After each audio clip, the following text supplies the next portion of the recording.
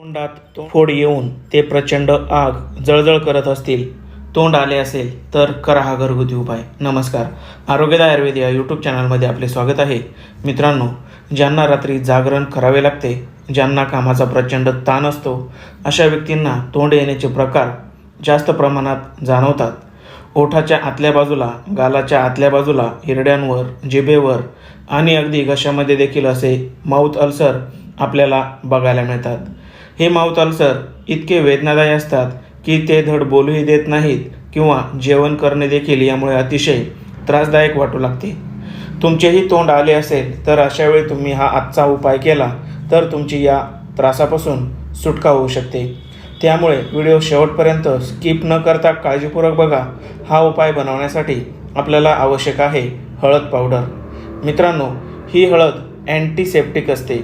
घरच्या घरी हळकुंडे ठेचून बनवलेली हळद पावडर ही आपल्या आरोग्यासाठी नेहमीच फायदेशीर असते.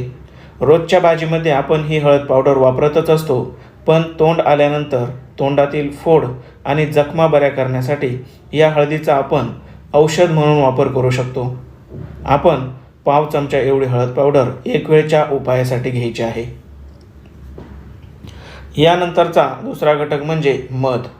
मित्रांनो, मधमाशा निसर्गातील वेगवेगळ्या फुलांमधील मकरंद गोळा करत असतात आणि या नैसर्गिक मधामध्ये अनेक प्रकारची खनिजे देखील उपलब्ध असतात. तोंड आल्यानंतर हे मध आपण औषध म्हणून वापरू शकतो. आपण साधारण 1 चमचा एवढे मध घ्यायचे आहे आणि हळद व मधाची छान अशी एकजीव पेस्ट बनवायची आहे. मित्रांनो, ज्यांना पित्ताचा त्रास आहे अशा व्यक्तींचे वारंवार तोंड येत राहते, अशा व्यक्तींकडे मेडिकलमधील एक जेल उपलब्ध असते. कालांतराने या जेलचा देखील काहीच परिणाम आपल्याला दिसून येत नाही. अशावेळी आजचा हा घरगुती नॅचरल उपाय तोंडातील माउथ अल्सर हमखास कमी करतो.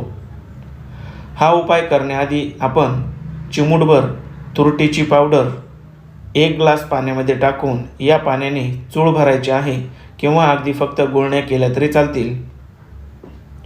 यानंतर आपण बनवलेली ही पेस्ट तोंडाच्या आतील बाजूला माउथ अल्सर असलेल्या ठिकाणी हळूवारपणे लावायची आहे. या उपायाने देखील आग जळजळ होणारच आहे, पण पुढील काही दिवस हा उपाय जर नियमित केला तर माउथ अल्सर कायमचे बरे होऊन जातात.